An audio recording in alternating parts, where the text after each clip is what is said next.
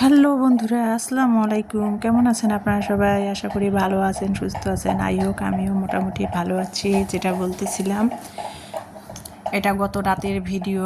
রাত 11টা, আনুমানিক 11:30 বাজে। তো ঘুমাবো। তো আমি ওই যে আপনাদের তো সবসময় একটা কথা ইদানিং বলতেছি, আমার কোমরের যেহেতু ব্যথা, মেরুদণ্ড থেকে হিপ জয়েন্ট, কোমর, মেরুদণ্ড মানে একত্রে আর কি ব্যথাটা ইদানিং ধরা পড়ছে। তো আমি ইন্ডিয়া থেকে কিন্তু চিকিৎসা করে আসছি, তারপরেও কিন্তু আমার এই রোগ ব্যথাটা হঠাৎ করে আর কি, কোনো রোগ ধরা পড়েনি কিন্তু ব্যথাটা করবে নাই বা কেন বলেন? যে পরিমাণ পরিশ্রম করি, আমার 2টা সন্তানকে আমি কিন্তু একা পৃথিবীতে আনা থেকে শুরু করে বড় করা একাই করেছি। বাসায় আমার কোনো হেল্পিং হ্যান্ড ছিল না, এখনও নাই আর কি। তো যাই হোক, আমার স্বামী থাকা না থাকা একাই। আমার স্বামী যেহেতু ফার্মাসিউটিক্যালে জব করে, সারাক্ষণও ডিপ্রেশান দৌড়ের ওপর থাকে, মিটিং সিটিং ট্যুর বিভিন্ন কাজে ব্যস্ত থাকে। ও আমাকে সময় দিতেই পারে না। আমার 2টা মেয়েকেই আর কি ছোটো থেকে বড় পৃথিবীতে আনা থেকে আমি একাই সব কিছু, মানে আমার বাবার বাড়ি, আমার শ্বশুর বাড়ির কেউই আমাকে কোনো দিন আসে নাই হেল্প করার জন্য। আমি একাই সব কিছু আর কি, মেয়ে 2টাকে এত বড় বানিয়েছি, মেয়ে 2টাকে আমি একাই সব কিছু করেছি। এই জন্য আমার মানে হঠাৎ করে না, আস্তে আস্তে, মানুষ তো একদিনে আর অসুস্থ হয় না।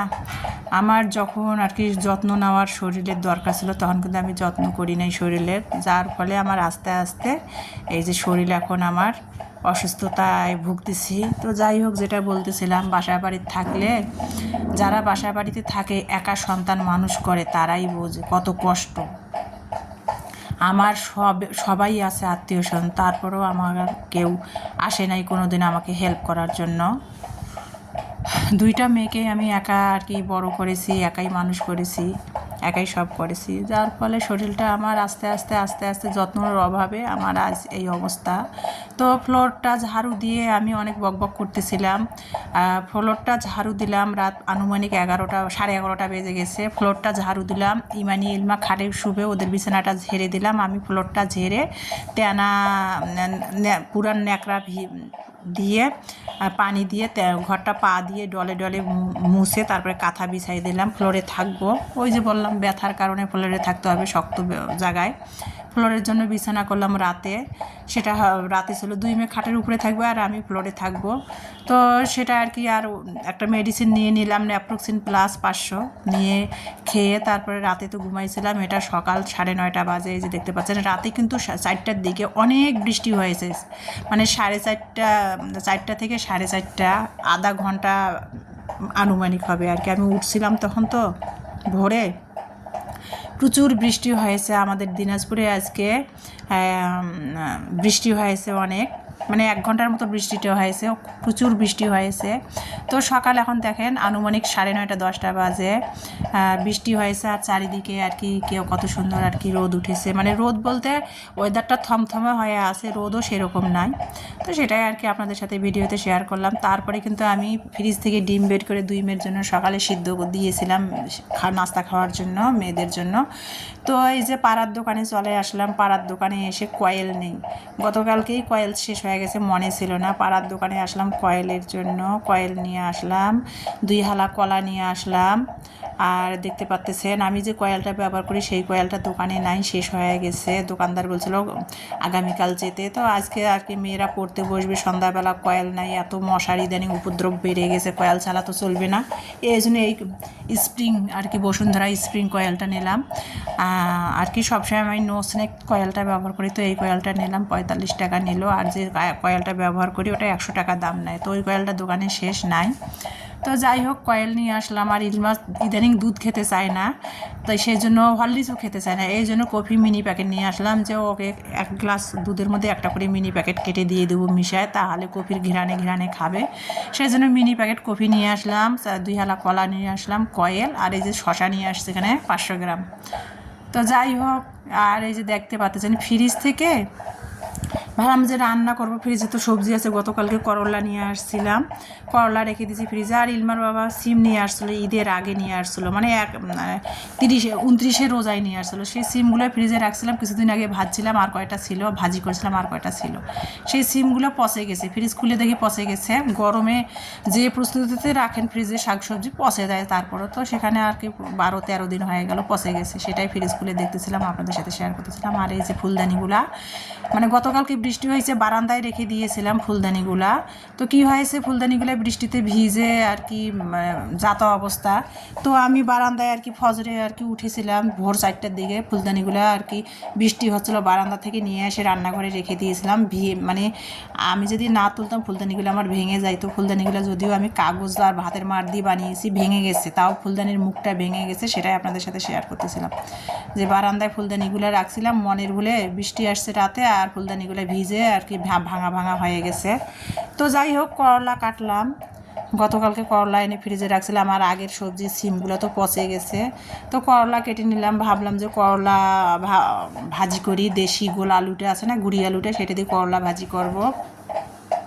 তো করলাটা কেটে লবণ দিয়ে কিন্তু আমি একটু করলাটা মেখে, করলা যে আর কি তিতো পানিটা আছে না, ওটা ফেললেও হয় না ফেললেও হয়, করলার তিতো পানিটা লবণ দিয়ে করলটা মেখে তিতো পানিটা চিপে চিপে ফালাই দিয়ে করলায় আলু ধুয়ে নিলাম। নিয়ে যে দেখতে পাচ্ছেন দেশি যে গুড়ি আলুটা, সেটা দিয়ে করলা ভাজি করব। আর দেশি গুড়ি আলুটা দিয়ে করলা ভাজি করলে কিন্তু খুবই মজা হয়। তো এই যে করলাটা লবণ দিয়ে মেখে ধুয়ে তারপরে আলুটা কেটে ধুয়ে এই যে রেডি করে নিলাম। এই যে পেঁয়াজ কুচি, মরিচ কুচি, আর একটা বড় সাইজের রসুন ছিলে কোয়াগুলো থেতো করে দিয়ে দিয়েছি, দিয়ে তেল দিলাম। আজকে ভাবলাম যে সরিষার তেল দিয়ে রান্না করবো না, সয়াবিন তেল আছে অনেকগুলা, রমজান মাসে নিয়ে আসা হয়েছিল ভাজা পোড়া খাওয়ার জন্য। তো সয়াবিন তেল এখনও 2 লিটার আছে। তো ভাবলাম যে আজকে করলা ভাজি সয়াবিন তেল দিয়ে করবো। তো তেল দিয়ে দিলাম, দিয়ে পেঁয়াজ রসুন মরিচটা হালকা করে ভেজে তারপরে করলাটা ঢেলে দিলাম। তার আগে কিন্তু পেঁয়াজ মরিচের উপরে 1 চিমটি জিরা দিয়ে দিয়েছি, আস্ত জিরা ফোড়নের জন্য, দিয়ে ভেজে হালকা করে একটু ভেজে নিলাম। নিয়ে করলাটা দিয়ে তারপরে লবণ দিলাম, হলুদ দিলাম, দিয়ে আর কিছুই দেই নেই, লবণ হলুদ দিলাম, দিয়ে করলাটা ভালো করে নেড়ে চেড়ে যে দেখতে পাচ্ছেন ঢাকনা দিয়ে আমি সিদ্ধ করে নিচ্ছিলাম। আর চুলার জালটা আর কি গ্যাসের চুলার জালটা আমি লো হিটে দিয়ে রাখছি। যে আলুটা যেহেতু দেশি আলু, তার মধ্যে আলুটা খোসা সহ কেটে দিয়েছি, আস্তে আস্তে সিদ্ধ হবে, প্লাস ভাজিটা মচমচে হবে, সুন্দর হবে। তো সেই জন্য আর কি চুলার জালটা লো হিটে দিয়ে করলা ভাজিটা ঢাকনা দিয়ে দিয়ে করতেছি। আর অন্যদিকে আমি এই যে দেখতে পাচ্ছেন একটা গাজর, একটা আলু, 3-4টা কাঁচামরিচ, 2টা পেঁয়াজ নিয়েছি। এখন আমি ছিলে ধুয়ে নিলাম। এখন আমি গেটারের সাহায্যে গেটারের সাহায্যে গেটার করে নেব। দেখতে পাচ্ছেন আলুটা, গাজরটা, 2টা পেঁয়াজ আর কাঁচামরিচ কুচি করে নেব। এই যে গেটারের সাহায্যে গেটার করে নিলাম, একটা আলু একটা গাজর। তো কি করব আপনারা প্লিজ ভিডিওটা ধৈর্য সহকারে দেখুন। আর বন্ধুরা একটা কথাই বলি জানেন, এত অসুস্থ নিয়ে আপনাদের সামনে আমি আপনাদের মাঝে ভিডিও নিয়ে আসি কষ্ট করে, আমার দৈনন্দিন জীবনে কী করি না করি, ভিডিওগুলো যখন টেনে টেনে দেখেন তখন কিন্তু খুব কষ্ট লাগে। সময় না পেলে পরে দেখবেন ভিডিওটা, কিন্তু টেনে টেনে প্লিজ দেখবেন না, টেনে টেনে দেখলে ভিডিওটা নষ্ট হয়ে যায়। আমি কিন্তু কখনোই কারো ভিডিও টেনে টেনে দেখি না, আমি সময় না পাইলে ভিডিও অন করে রাখি দেই। মানে আপনাদের পরিবারে যে ভিডিও অন করে রেখে আমি কাজ করি, ফুল ওয়াশ করে দেই। আপনারাও প্লিজ এই কাজটা করবেন। আপনারা আমার পরিবারে আসবেন, আমার পাশে থাকবেন, আমিও আপনাদের পরিবারে চলে যাব, আপনাদের পাশে থাকবো। আপনারা আমার পরিবারে একদিন আসেন, আমি কিন্তু আপনাদের পরিবারে যাই ঢুকে একেবারে আপনাদের 2-3টা চ্যানেল ভিজিট করে চলে আসি, ফুল ওয়াশ করে দিয়ে আসি। আর আপনাদের ভিডিওগুলো দেখার আগে সব আপু ভাইয়াদের ভিডিও দেখার আগে কিন্তু আগে আমি লাইক দিয়ে নেই, লাইক দিয়ে কিন্তু ভিডিওটা দেখা শুরু করি। আপনারাও প্লিজ এই কাজটা করবেন, ভিডিও দেখার শুরুতে লাইক দিয়ে ভিডিও দেখে ভিডিওটা ফুল ওয়াশ করে দিবেন।